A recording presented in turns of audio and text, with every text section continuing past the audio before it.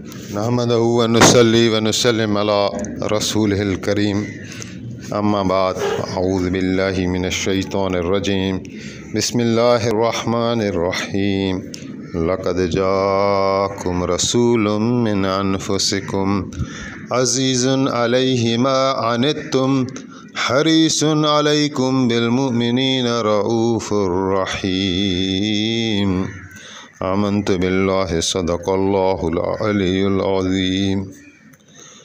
اللہ رب العزت کے لیے ساری کی ساری تعریف ہے، جو ہمارا خالق ہے، مالک ہے، ہمیں پالنے والا ہے، ہمارے اوپر احسانات کی بارش کرنے والا ہے۔ کہاں سے پیدا کیا؟ ایک مٹی سے، ایک پانی کے قطرے سے، پھر کیسے خال بال عطا فرمائے، ہاتھ پاؤں آنکھیں، یہ وجود عطا فرمایا، انسانی شکل و شبیہ عطا فرمائی۔ کتنے احسانات ہیں، ہمیں پال رہا ہے، پالے جا رہا ہے۔ انسان کی طبیعت ہر ایسے سمجھے چند گھنٹوں میں کچھ کھانا مانگتی ہے، کچھ پینا مانگتی ہے۔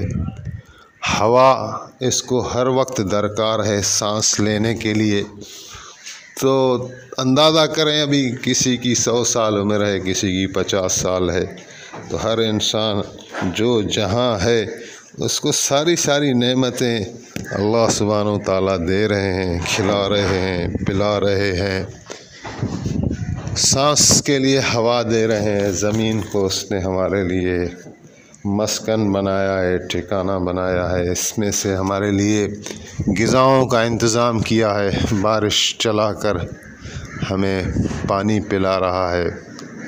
تو اس پر رب کریم کا ہم جتنا بھی شکر کریں اور تو وہ کم ہے، اور اسے بڑھ کر یہ کہ اللہ تعالیٰ نے انسان کو اپنا خلیفہ اور نائب بنا کر اس سے محبت کا آغاز کر دیا ہے، اور اس کی محبت کا منتظر اللہ سبحانہ و تعالیٰ رہتا ہے کہ میرا بندہ میری عبادت کرے، میرا بندہ مجھے ہی پکارتا رہے، میرا بندہ میری ہی فرما برداری کرے، اور نفس کی خواہشات کو اور دنیا کو ٹھکرا دے، تاکہ اس کو میں جادوانی زندگی عطا فرماؤں اور ہمیشہ کا قرب عطا فرماؤں، اور ہمیشہ کی راحت اور عزت اور عیش کے ساتھ اس کو جنت میں رکھوں۔ تو ایسی بات ہے کہ ہر انسان کو اللہ کی رضاؤں کو حاصل کرنے کے لیے دوڑ لگانی چاہیے۔ نبی کریم رؤوف رحیم صلی اللہ علیہ وآلہ وسلم پر درود و سلام اور صلوات، جن کو اللہ تعالیٰ نے اپنا محبوب بنایا، رحمت للعالمین بنایا، شفیع المذنبین بنایا، اور بڑے بڑے خطابات عطا فرمائے، اور حضور صلی اللہ علیہ وآلہ وسلم کی اطاعت اور فرما برداری میں دونوں جہانوں کی کامیابی کو رکھا، اور حضور کریم صلی اللہ علیہ وآلہ وسلم سے جو کٹ گیا، جو پیچھے رہ گیا، اس کے لیے ہلاکت ہے، اس کے لیے بربادی ہے۔ تو نبی کریم صلی اللہ علیہ وآلہ وسلم کے سینہ اطہر کو اللہ تعالیٰ نے اتنا شفقت کے ساتھ بھر دیا انسانوں کے لیے، اور کہ کوئی حد نہیں، بلکہ عالمین کے لیے اللہ تعالیٰ نے فرمایا وَمَا أَرْسَلْنَاكَ إِلَّا رَحْمَةً لِلْعَالَمِينَ۔ ہر چیز کے لیے نبی رحمت بن کر آئے، اور یہ آیت تلاوت کی گئی سورۃ توبہ کی کہ اللہ تعالیٰ اس میں فرما رہے ہیں کہ تمہاری جانوں میں بھی ایک رسول آیا ہے، اور اس پر بہت گراں گزرتا ہے جب کوئی تم پر کوئی مشکل آتی ہے اور تمہیں کوئی بھلائی پہنچے، اس کے لیے یہ حریص ہے، اس کے لیے یہ بہت تمنا کرتا ہے کہ مومنوں کو بھلائی پہنچے، اور مومنوں پر یہ رعوف بھی ہے، انتہائی مہربان، اور رحیم بھی ہے، انتہائی رحم کرنے والا۔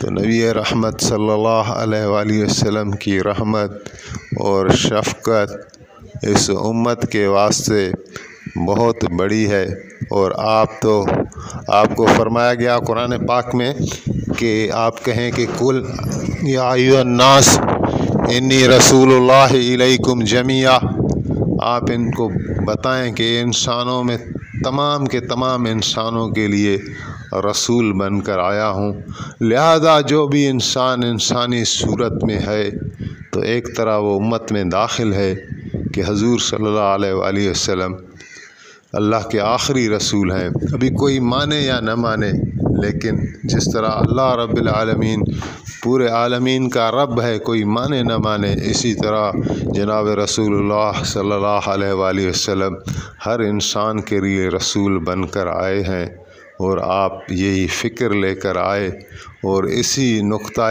سے آپ نے اس تحریک اسلام کا آغاز کیا، اور یہی آپ کا مشن رہا ساری زندگی۔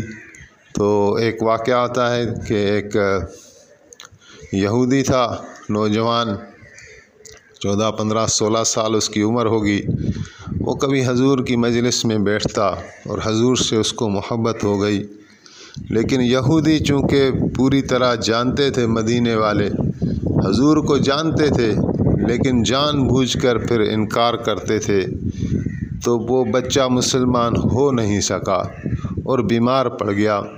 آقا کریم علیہ السلام کو جیسے پتہ چلا تو آپ عیادت کے لیے گئے، تو وہ بچہ مرنے کے قریب تھا، تو آپ علیہ السلام نے اس کو دعوت دے دی اسلام کی۔ آپ نے فرمایا ایک مرتبہ گواہی دے دو، ایک مرتبہ میری گواہی دے دو کہ میں اللہ کا رسول ہوں، تاکہ قیامت میں تمہاری شفاعت کر سکوں۔ تو اس نے بڑی پیاس بھری نگاہوں سے اپنے والد کو دیکھا کہ حضور صلی اللہ علیہ وآلہ وسلم مجھے یہ پیش کر رہے ہیں اسلام، تو میں کیا کروں؟ تو والد نے بھی اجازت دے دی، تو اس نے کلمہ پڑھ لیا جاتے جاتے آخری الفاظ۔ تو نبی کریم صلی اللہ علیہ وآلہ وسلم کو اتنی خوشی ہوئی کہ آپ بیٹھے ہوئے تھے تو آپ کھڑے ہو گئے اور فرمایا کہ اللہ کا شکر ادا کیا، اور اللہ تعالیٰ سے کہا کہ یا اللہ، میں آپ کا شکر کرتا ہوں کہ میری وجہ سے آپ نے ایک شخص کو ہمیشہ ہمیشہ کے جہنم سے بچا لیا۔ تو ہر ایک کے لیے آپ فکر لے کر آئے، اور اللہ تعالیٰ نے بھی کہا، اور آپ کی وجہ سے ہی پوری کائنات پر رب کریم کی مہربانی ہوئی، اور آپ نے ہی آ کے نور ایمان کو بکھیرا اور لوگوں میں تقسیم کیا، تو وہ کہاں سے کہاں پہنچ گئے۔ عرب عام طور پر جاہل قوم تھے، 360 بت خانہ کعبہ میں رکھے ہوئے تھے، 360 بتوں کا وہ سجدہ کرتے تھے، اور اللہ کے رسول جب ان میں آئے تو انہی لوگوں کی زندگیاں تبدیل ہوئیں اور کہاں سے کہاں پہنچ گئے۔ یعنی ایک وہ انسانیت جو سسک رہی تھی، جو دم توڑ رہی تھی، جو ہر قسم کے اقدار کھو چکی تھی، پھر انہی لوگوں کو اللہ تعالیٰ نے ایسے پلٹا کہ رہتی دنیا تک وہ مثالیں بن گئے۔ اگر حضور وہاں تشریف نہیں لاتے تو کون جانتا تھا ان کو؟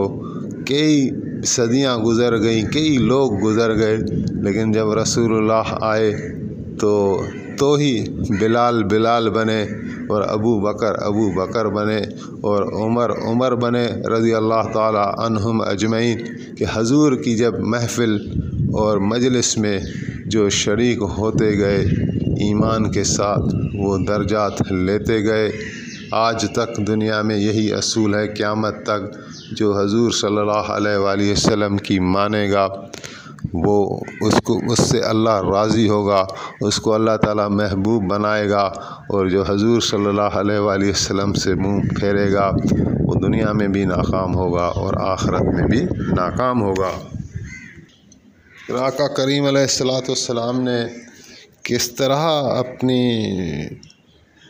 اپنے مبارک اخلاق دکھائے ہیں کہ عقل حیران ہے۔ وہ ایسے اخلاق ہیں جو ما فوق الفطرت ہیں، وہ انسانی جذبات وہ گوارا نہیں کر سکتے کہ کس طرح ایک شخص جس کے ساتھ اتنی برائیاں کی گئیں، اتنے ظلم کیے گئے، اتنی زیادتیاں کی گئیں، تو وہ ان کے بدلے میں ان سے انتقام آپ نے نہیں لیا، بلکہ معافی دی، مہربانی کی، شفقتیں کیں، اللہ تعالیٰ سے معافی دلوائیں۔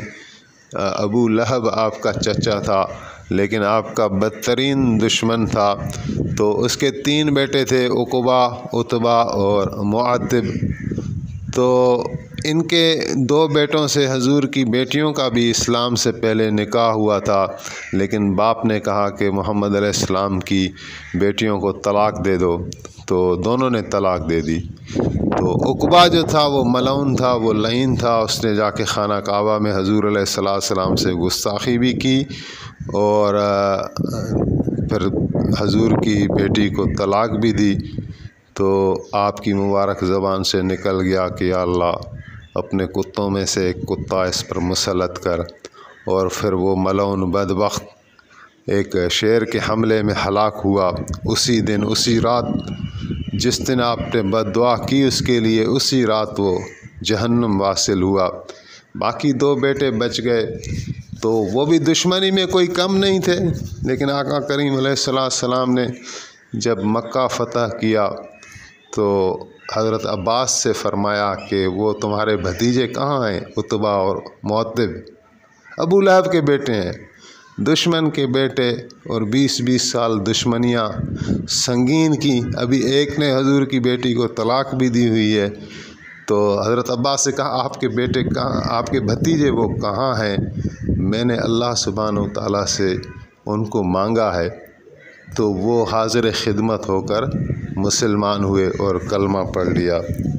تو یہ جو آپ نے عام معافی دی، اور بھی بہت سارے واقعات ہیں، کن واقعات کو بیان کیا جائے کہ کس طرح آقا کریم علیہ السلام نے ان کے ظلم کو اور ان کے جبر کو معاف فرمایا اور ان پر احسان فرمایا۔ صفوان بن امیہ ایک شخص ہیں، امیہ بن خلف کا بیٹا تھا۔ تو امیہ بدر کی جنگ میں مارا گیا۔ تو جب مکہ فتح ہو گیا تو کسی نے امیہ کو کہا اپنے دوست نے کہ امیہ اب تو ہمارے لیے راستے بند ہو گئے، اس کو صفوان بن امیہ کو کہا، تو ابھی کوئی چارہ نہیں، ابھی ہمیں مسلمان ہونا پڑے گا۔ تو صفوان بن امیہ نے کہا کہ اگر سارے دنیا کے انسان مسلمان ہو جائیں اور میں اکیلا بچوں تو میں کبھی بھی حضور کا کلمہ نہیں پڑھوں گا۔ لیکن جب آپ نے مکہ فتح کیا اور اپنے دشمنوں پر بھی مہربانیاں کیں، تو ایسی مہربانیاں دیکھ کر 4 مہینے بھی نہیں گزرے کہ وہ صفوان بن امیہ بھی اسلام میں داخل ہو گیا۔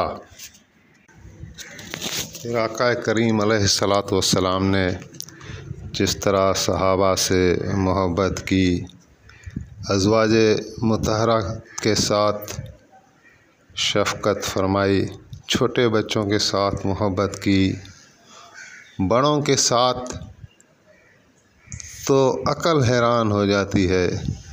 مکہ فتح ہوا تو حضرت ابوبکر صدیق رضی اللہ عنہ اپنے والد کو لے کر آئے حضور کی خدمت میں۔ تو وہ بہت بوڑھے ہو چکے تھے، نابینا ہو چکے تھے، بال اس کے سفید تھے۔ تو آقا کریم علیہ السلام نے فرمایا کہ ان کو کیوں تکلیف دی، مجھے کیوں نہیں ان کے پاس لے کر گئے؟ سبحان اللہ۔ تو حضرت بلال غلام تھے اور حبشی تھے، اور ان کی کہاں سے آئے تھے نسب بھی پتہ نہیں ہے۔ تو دنیا کے اعتبار سے وہ کوئی شان و شوکت نہیں رکھتے تھے، نہ کوئی بڑی نسبتوں والے تھے، لیکن اللہ تعالیٰ نے جس کو سب سے بڑی نسبت بنایا ہے، حضرت محمد صلی اللہ علیہ وآلہ وسلم سے تعلق نصیب ہوا، اور ایسا تعلق نصیب ہوا کہ حضور صلی اللہ علیہ وآلہ وسلم کے خاص قریبی ساتھی تھے، خدمت گزار تھے۔ پھر ایک حدیث بھی ہے کہ نبی علیہ السلام نے فرمایا کہ بلال میرے قدموں سے اٹھے گا قیامت والے دن، اور میدان محشر میں اذان دے گا، اور جب کہے گا اشہد اللہ الہ الا اللہ، تو اب سارے انسان کہیں گے کیا کافر کیا مسلمان کہ صدقت صدقت، بلال سچ کہتا ہے تو۔ پھر کہے گا اشہد ان محمد رسول اللہ، تو پھر میدان محشر پکارے گا کہ صدقت صدقت۔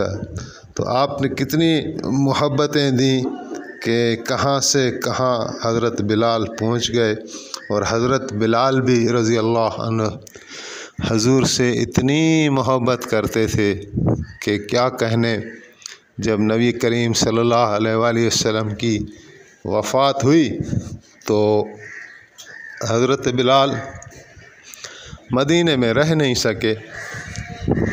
مدینے میں وہ دیکھتے تھے کہ جگہیں تو ساگی ہیں، جگہیں تو وہی ہیں، یعنی وہی منبر، وہی مسجد، وہی دیواریں، وہی راستے، لیکن آقا کریم علیہ السلام نظر نہیں آتے تھے۔ تو بلال دکھی ہو جاتے تھے۔ آخر اس دکھ کو مٹانے کے لیے مدینہ چھوڑا، شام کا رخ کیا۔ ملک شام میں بڑی عزتیں ملیں صحابہ کرام کو، حضرت بلال کو کہ نبی کے ساتھی ہیں، لیکن دل پھر بھی مدینے میں رہتا تھا۔ آخر کار حضور کی شفقت بھی ساتھ ساتھ تھی، تو ایک مرتبہ خواب میں زیارت ہوئی، اور آقا کریم علیہ السلام نے فرمایا کہ بلال کیا بات ہے، کیوں مدینہ چھوڑا ہے، کیوں دوری کی ہے؟ تو خواب سے بیدار ہوئے تو بے چین ہو گئے کہ آقا نے یاد کیا ہے، تو آئے پھر مدینے میں آئے تو لوگوں نے حضرت بلال کو دیکھا تو حضور کے ساتھی تھے، تو حضور کی یاد تازہ ہوئی، اور پھر عرض کرنے لگے کہ بلال آپ جو ہے اذان دیں۔ وہ اذان ہم سننا چاہتے ہیں جو نبی کریم صلی اللہ علیہ وآلہ وسلم کی زمانے میں آواز گونجتی تھی۔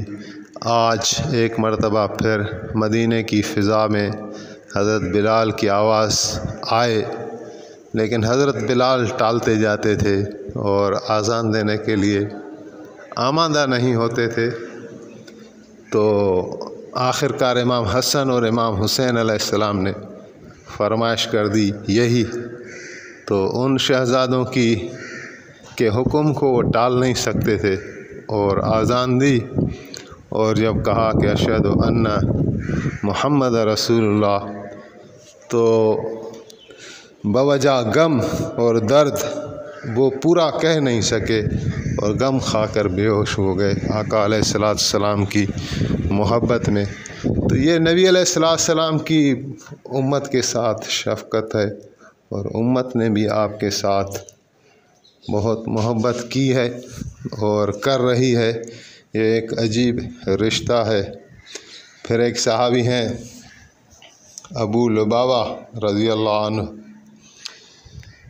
ان سے ایک چھوٹی سی غلطی ہو گئی کہ جب جنگ کا میدان تھا بنو قریظہ کے ساتھ، تو بنو قریظہ والوں نے کہا کہ ہمارے پاس حضرت ابو لبابہ کو بھیجیں، ہم مشورہ کرنا چاہتے ہیں۔ تو حضرت ابو لبابہ گئے، تو ان کے پرانے مراسم تھے انصار مدینہ اور یہودیوں کو آپس میں رہتے ہوئے کوئی صدیاں بیت گئیں، بہت زمانہ گزر گیا تھا۔ تو وہ ابھی بنو قریظہ کے یہودی پریشان تھے اور اپنا مسلمانوں کے گھیرے میں تھے۔ پہلے تو غداری کی، لیکن ابھی جو ہے وہ چاہ رہے تھے کہ کسی طرح ہماری خلاصی ہو۔ تو حضرت ابو لبابہ کو کہا کہ ہمارے لیے اگر ہم پیش ہو جائیں تو کوئی راستہ نکلے گا خلاصی کا۔ تو اس پر جو ہے وہ کیونکہ دشمن تھے، جنگ کا میدان تھا اور انہوں نے غداری کی ہوئی تھی، اور انہوں نے موقع ایک فراہم کیا تھا کہ حضرت ابو لبابہ ان کو کسی طرح پیش کروا دیتے، لیکن انہوں نے سیدھی بات کر دی کہ تمہارے گناہ ایسے ہیں، اور بات بھی نہیں کی، انگلی کا اشارہ کیا کہ سر قلم کیے جائیں گے۔ لیکن اسی لمحہ اسی پاؤں پر انہوں نے سنبھالا کہ یہ تو میں نے غلط کر دیا، کہ خدا نخواستہ ایسا تو نہیں کہ میری سچائی ان کے ساتھ ہو گئی اور اسلام کے ساتھ نہ رہی۔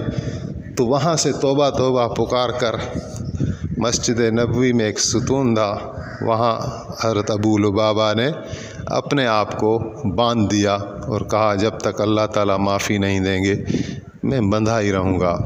تو آقا کریم علیہ السلام کو ابو لبابہ کا حال بتایا گیا، تو آپ نے فرمایا کہ ابو لبابہ اگر ہمارے پاس آتے تو ہم اللہ سبحانہ وتعالیٰ سے ہاتھوں ہاتھ اس کو معافی دلوا دیتے۔ ہاں ابھی اللہ تعالیٰ کی طرف متوجہ ہوا ہے، رجوع کیا ہے، تو اللہ تعالیٰ بھی غفور رحیم ہے، معافی مل ہی جائے گی۔ آخر میرے خیال میں 8 دن گزرے ہوں گے کہ حضرت ابو لبابہ، ابھی پردے کا حکم نازل نہیں ہوا تھا، بی بی ام سلمہ رضی اللہ عنہا فرما رہی ہیں کہ حضور میرے ساتھ رونق افروز تھے کہ حضور مسکرا رہے تھے، مسکرائے تو میں نے عرض کی یا رسول اللہ، اللہ تعالیٰ آپ کو مسکرا رہا ہے؟ تو حضور نے فرمایا ہاں ابو لبابہ کی توبہ قبول ہو گئی ہے۔ تو بی بی صاحبہ نے فرمایا یہ خوشخبری میں ان کو سنا دوں؟ تو حجرے مسجد نبوی میں ان کے دروازے کھلتے تھے، تو آپ نے اجازت دے دی۔ تو دروازے سے ہی بی بی صاحبہ نے آواز دی کہ ابو لبابہ کی توبہ قبول ہو گئی ہے، مبارک ہو ان کو۔ بس یہ آواز سن کر جو ہے وہ صحابہ جمع ہوئے، مبارکیں دیں اور چاہا کہ ان کو کھول دیں، وہ بندھے ہوئے تھے۔ تو ابو لبابہ نے کہا کہ آپ لوگ چھوڑ دیں، میں چاہتا ہوں کہ حضور صلی اللہ علیہ وآلہ وسلم مجھے اپنے مبارک ہاتھوں سے کھولیں تاکہ میں بھی کوئی برکت والا بن جاؤں۔ تو کتنے واقعات ہیں جس سے آقا کریم علیہ السلام کی محبت اور حضور کے صحابہ کی پھر حضور سے محبت، اور پھر فی زمانہ تک 1400 سال حضور کو گزر چکے ہیں، تو اس میں بھی کافی ایسے واقعات ہیں جس میں آپ کی شفقت، آپ کی محبت اپنی امت کے ساتھ ظہور پذیر ہوئی ہے، لوگوں نے محسوس کی ہوئی ہے۔ جیسے فضائل اعمال یا فضائل صدقات میں بھی ایک واقعہ اس طرح کا اور بزرگ نے لکھا ہے، وہ ایک کرد جوان تھا، وہ ڈاکو تھا، ڈاکہ ڈالتا تھا، رہزن تھا، ظلم کرتا تھا۔ ایک مرتبہ اس نے دیکھا کہ خشک تنا ہے اور خشک تنے میں سے ایک چڑیا جاتی ہے اور کھجور کو منہ میں لے کر جاتی ہے اور اس خشک تنے میں چھوڑ کر آتی ہے۔ تو اس کو تھوڑا دیکھا 1-2 مرتبہ تو تعجب ہوا، اور اپنے اس تجسس کو دور کرنے کے لیے وہ خشک تنے پر چڑھ گیا کہ دیکھوں تو ہے کیا وہاں۔ دیکھا جا کے تو وہاں ایک سانپ تھا جو دیکھ نہیں سکتا تھا، اندھا تھا، اور اس کو ایک چڑیا آ کے ایک کھجور کا دانہ اس کے منہ میں ڈال رہی ہے، اس کی طرف پھینک رہی ہے۔ بس یہ منظر دیکھنا تھا کہ یہ درخت سے ہی پکارا، دل میں سوچا کہ ایک کرد جوان جو بھی اس کا نام تھا، کہ ایک سانپ ایسی مخلوق ہے جس کے اللہ کے نبی نے مارنے کا حکم دیا ہے، زہریلا ہوتا ہے، تو یا اللہ ایسی مخلوق کو بھی آپ رزق دینے سے نہیں اس کو بھولتے اور اس کو رزق دینے کے لیے ایک چڑیا کو لگایا ہوا ہے، تو میں حضور کا امتی ہو کر روٹی روزی کے لیے ڈاکہ ڈالتا ہوں، رہزنی کرتا ہوں، ظلم کرتا ہوں۔ بس وہاں سے پکارا، توبہ توبہ، تلوار توڑ دی اور ساتھیوں کو بھی توبہ کرائی، اور پھر سوچنے لگے اتنے جو گناہ ہم نے کیے ان کا کیا ہوگا۔ تو مشورے سے طے ہوا کہ یہ تو بھائی خانہ کعبہ کی زیارت کریں اور ایسے گناہوں کو معاف کرائیں۔ تو وہاں سے وہ نکلے ہیں، منزلیں طے کرتے ہوئے ایک جگہ پہنچے تو ایک بوڑھیا ایک یا 2 कपड़े के जोड़े थे उसके पास, वो इनके इस्तकबाल के लिए खड़ी हुई है और इसका नाम बोलकर पूछ रही है कि फ़िलाँ नाम का कुर्द तुम में है। तो इसने कहा कि हाँ मैं हूँ। तो बोला ये मेरे कपड़े मैं आपके लिए लेकर आई हूँ। तो वो कुर्द पूछने लगा कि ये कपड़े तुम मेरे लिए लेकर आई हो और मेरा नाम पुकार रही हो, तो तुम्हें यहाँ किसने भेजा है? तो वो कहने लगी बात यह है कि बेटा मेरा जवान बेटा फोत हो गया, उसके ये कपड़े हैं। तो मैंने ख्वाब में आका करीम अलैहिस्सलाम की ज़ियारत की है और हजूर फरमा रहे हैं कि एक जो है वो तौबा करने वाला शख्स कुर्द फ़लानी नामी का ये यहाँ से गुज़रेगा, तुम अपने बेटे के कपड़े उसको दे देना। तो ये आका करीम अलैहिस्सलाम की ऐसी मेहरबानियाँ बहुत हैं जिनका जो है अगर अहाता तो नहीं किया जा सकता, लेकिन उनका तज़किरा इंशाअल्लाह ज़रूर करते रहेंगे ताकि इससे हमारे ईमान में भी इजाफ़ा हो और आका करीम अलैहिस्सलाम की मोहब्बत में भी इजाफ़ा हो। तो हमारे उस्ताद हैं मौलाना निसार अहमद साहब, वो अपने जुम्मे के वाइज़ में बता रहे थे कि हज़रत अनस बिन मालिक रज़ियल्लाहु अन्हु नबी करीम सल्लल्लाहु अलैहि वसल्लम जब मदीने में तशरीफ़ फरमा हुए तो हज़रत अनस को उनकी वालदा लेकर आई और 10 साल उनकी उम्र थी और हजूर की खिदमत में पेश किया गया, या रसूलल्लाह ये आपकी खिदमत करता रहेगा, इसको कबूल कर लें। तो आपकी मदीने में जो हयात मुबारका है वो 10 साल का ही अरसा है कि जब आप मदीने गए 53 साल आपकी उम्र थी और 63 बरस में आपका विसाल है। तो 10 साल हज़रत अनस बिन मालिक ने हजूर करीम सल्लल्लाहु अलैहि वसल्लम की खिदमत की। और फ़ितरतन भी बच्चे को काम कहना आसान होता है, बड़ी उम्र की निस्बत से बच्चों से काम लेना आसान होता है। तो हजूर करीम सल्लल्लाहु अलैहि वसल्लम उनसे खिदमत लेते थे। तो हमारे उस्ताद ने बताया कि हजूर के विसाल के बाद हज़रत अनस का कहना है कि 10 साल मुसलसल, चूँकि मैंने 10 साल हजूर की खिदमत की थी, तो 10 साल मुसलसल हजूर करीम सल्लल्लाहु अलैहि वसल्लम मुझे ख्वाब में आते रहे और एक रात भी ऐसी नहीं थी कि मैंने हजूर करीम सल्लल्लाहु अलैहि वसल्लम की ज़ियारत ना की हो। तो कैसे करीम आका, कैसा बदला देने वाले हैं, जिन्होंने दुश्मनों के साथ, जिन्होंने हजूर के साथ बुराई की, उनको भी बदला भलाई से दे दिया।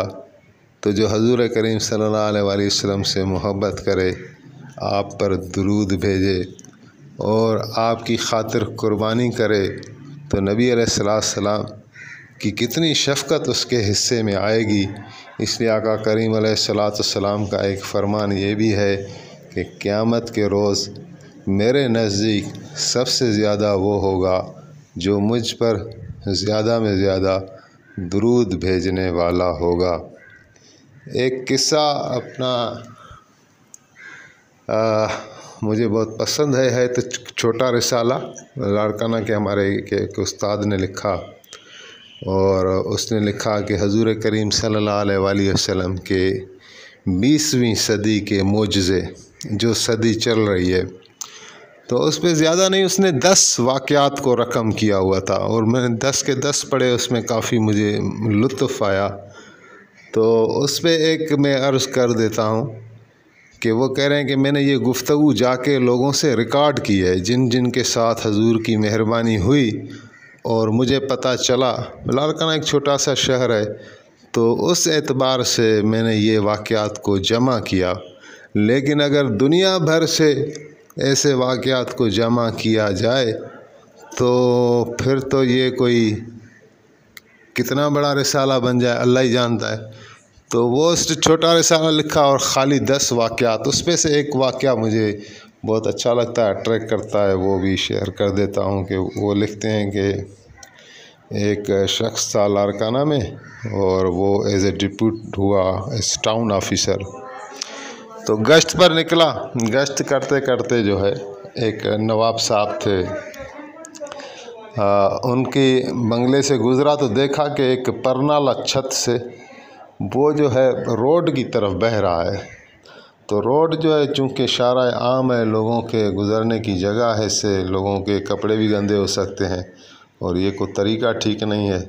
तो कह रहे हैं कि मैंने उनको नवाब साहब को दे दिया एक शोकास नोटिस की तरह कि ये आपका परनाला जो है वो गलत बह रहा है, इसको आप ठीक करवा दें। एक नोटिस उसको जारी कर दिया। बोला टाउन कमेटियाँ उस वक्त डीसी साहब के अंडर में होती थी और मैं जैसे दफ्तर गया उसको नोटिस देकर, तो दफ्तर पहुंचा तो मुझे डीसी साहब ने फ़ोन कर दिया। बोला आपने फ़लाने नवाब साहब को नोटिस दिया है। मैंने कहा जी सर, नोटिस दिया है और जायज़ दिया है कि उसका परनाला ऐसे रुख पर बह रहा है जो लोगों के लिए तकलीफ़ का बायस है। तो डीसी साहब ने कहा कि नहीं, आप इनसे वो नोटिस वापस ले लें और मज़ीद कोई कार्रवाई ना करें। तो मैंने कहा सर, नोटिस मैंने जायज़ ही दिया है, सही दिया है, मैं वापस नहीं लूँगा। तो चूँकि टाउन कमेटी डीसी साहब के अंडर में थी तो उसने कहा कि आप ना मेरे दूसरे हुक्म तक दफ्तर बंद नहीं करना। तो मैं बैठा रहा। तो बस घंटा 2 घंटा गुज़रा हुआ होगा, शाम का जो टाइम था। तो उसमें जो है एक लेटर पहुंचा जिसमें डीसी साहब ने मुझे सस्पेंड किया हुआ था। उसमें 2 लाइनें लिखी हुई थी कि you have misbehaved with the undersigned, therefore you are placed under suspension। तो उस ज़माने में कह रहे हैं सस्पेंड होना यानी तनख्वाह भी बंद, और मैं परेशान हो गया। तो बहरहाल ज़्यादती तो मेरे साथ थी, तो मैंने जो है वो कोर्ट में केस कर दिया।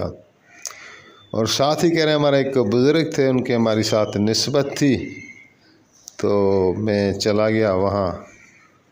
तो हज़रत को बताया तो उस हज़रत ने मुझे कहा कि आप जो है ना दुरूद शरीफ पढ़ें। 1 लाइन का दुरूद उस रिसाले में लिखा हुआ है, अभी मेरे जहन में नहीं है। तो कोई 1 लाइन का दुरूद बताया और फरमाया कि ये पढ़ते रहें, आपकी नौकरी भी बहाल होगी, आपको तनख्वाह भी मिलेंगी। तो मैंने दुरूद शरीफ पढ़ना शुरू किया और उधर केस चलते रहे, हाज़िरी पे हाज़िरी। तो आखिरकार जिस दिन फ़ाइनल वर्डिक्ट आनी थी, आखिरी फ़ैसला आना था, तो मैं कोर्ट में चला गया। तो जज साहब उधर कोर्ट में नहीं थे, चैम्बर में बैठे हुए थे। तो मुझे वहाँ चैम्बर बुला लिया। तो मैंने जैसे चैम्बर में उसके दरवाजे के अंदर दाखिल हुआ जैसे ही, तो जज साहब अपनी सीट से खड़ा हो गया। सीट छोड़ी उसने और आके मेरा इस्तकबाल किया, मुझे गले लगाया और बोसा दिया और कहा कि यहाँ बैठ जाओ। तो मैं बड़ा हैरान हुआ। मुझे बैठाया और कहा कि जजमेंट तो मैंने तुम्हारे ख़िलाफ़ बनाई थी, उस पर दस्तखत करने थे, इसको इशू होना था, तेरे हक़ में नहीं थी। लेकिन इसी कुर्सी पर बैठे बैठे मुझे नींद आ गई और नींद में सरकार दो आलम सल्लल्लाहु अलैहि वसल्लम की मुझे ज़ियारत हुई और आप फरमा रहे हैं कि इसके ख़िलाफ़ जजमेंट नहीं देना, इसके हक़ में देना। तो मेरा बड़ा इस्तकबाल उसने किया कि आप बड़े बरकत वाले हैं कि आपकी वजह से मैंने हजूर करीम रऊफ़ रहीम सल्लल्लाहु अलैहि वसल्लम की ज़ियारत कर ली ख्वाब में। तो ऐसे बहुत से वाक़यात हैं आका करीम अलैहिस्सलातु वस्सलाम की जो इस उम्मत के साथ शफ़क़त और मोहब्बत रही, यहाँ तक कि हजूर ने फरमाया कि अल्लाह ताला ने हर नबी को एक दुआ दे दी कि ये तुम्हारी दुआ है, जब भी मांगोगे एक दुआ तुम्हारे पास है, वो कबूल है। तो आका करीम अलैहिस्सलाम फरमा रहे हैं कि हर नबी पर दुनिया के अंदर कोई ना कोई वक्त आया, उसने वो दुआ इस्तेमाल कर ली। और आका करीम अलैहिस्सलाम पर भी बहुत सारे वक्त ऐसे आए, लेकिन आका हज़ूर अलैहिस्सलाम फरमा रहे हैं कि मैंने उस दुआ को इस्तेमाल नहीं किया, मैंने अपनी उम्मत के लिए उस दुआ को बचा लिया। क़यामत में मैं उम्मत की खैर मांगूँगा, भलाई मांगूँगा। تو کتنے موقعات آئے تھے آقا کریم علیہ السلام. مولانا صاحب اکثر بتاتے ہیں کہ ایک مرتبہ آپ نے فرمایا بیوی ام سلمہ سے کہ میرے پاس کوئی ایسا فرشتہ آیا، اس سے پہلے وہ آیا نہیں ہے، اور کوئی خاص پیغام لے کر آیا تو میرے حجرے میں کسی کو آنے نہیں دینا. تو بی بی صاحبہ فرماتی ہیں کہ حضور کا بھی ایسے کہنا اور آپ وحی کے ساتھ مشغول ہو گئے، اور ادھر سے امام حسین علیہ السلام آ گئے تو میں ان کو روک نہیں سکی. روکنا چاہا کہ حضور نے فرمایا تھا کہ اندر کسی کو نہیں آنے دینا، لیکن وہ میرے سے رکے نہیں. بچے تھے، برجستہ تھے، تو سرکار کی طرف چلے گئے. اور تھوڑی دیر میں نے دیکھا بعد میں کہ حضور کریم کمرے سے آ رہے ہیں اور امام حسین علیہ السلام کو اٹھایا ہوا ہے اور روتے ہوئے آ رہے ہیں. تو میں نے پوچھا یا رسول اللہ کیا بات ہے؟ تو آقا کریم علیہ السلام نے فرمایا کہ یہ جو فرشتہ آیا تھا اس نے آ کے خبر دی ہے کہ میرے اس بیٹے کو حسین علیہ السلام کو بھوکا اور پیاسا شہید کیا جائے گا. تو کیا نبی علیہ السلام وہ دعا استعمال کر کے ان کی شہادت کو ٹال نہیں سکتے تھے؟ تو کتنی آپ نے کی اوپر، آپ کی اولاد کے اوپر وقت آئے اور آنے تھے، لیکن پھر بھی آپ نے امت کی خیر خواہی میں اپنی قربانی دی تاکہ میری امت جو ہے وہ بچ جائے. تو نبی کریم رؤوف رحیم صلی اللہ علیہ وآلہ وسلم پر بے حد درود و سلام. اللہ تعالی ہمیں جو ہے وہ محبوب کریم علیہ السلام کا یوں ہی ذکر کرنے والا بنائے تا قیامت، تا موت، اور آج سے لے کر موت تک، اور موت سے لے کر جنت میں داخلے تک اللہ تعالی ہمارے لیے تمام راستے آسان فرمائے. یہی دعا کرتے ہیں، اسی کے ساتھ اختتام بھی کرتے ہیں کہ اللہ تعالیٰ یہ ہماری چھوٹی کاوش کو اور اپنے ذکر حبیب کو اپنے ہاں قبول کرے، اور دونوں جہانوں کی عزتیں نبی رؤوف رحیم صلی اللہ علیہ وآلہ وسلم کے طفیلے ہمیں عطا کرے. آمین. آخر دعوانا ان الحمد للہ رب العالمین.